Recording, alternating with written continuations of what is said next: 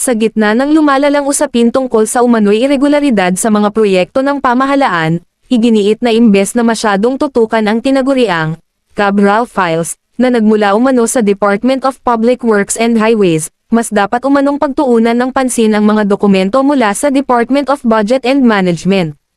Ayon kay Senate President Vicente Tito Sotto III, mas may bigat at mas kritikal ang papel ng DBM documents dahil dito makikita ang pinagmulan, pag-aproba, at aktwal na paglalabas ng pondo ng gobyerno.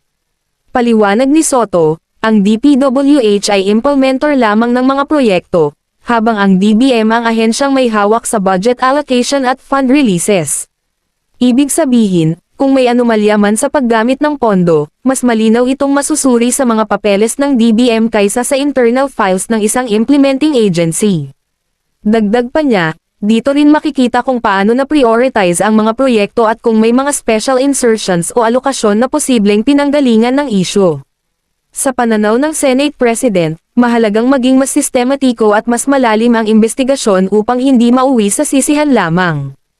Aniya, kung ang layunin ay tunay na transparency at pananagutan, dapat sundan ang pera, mula sa pagbuo ng budget hanggang sa aktwal na paggastos nito.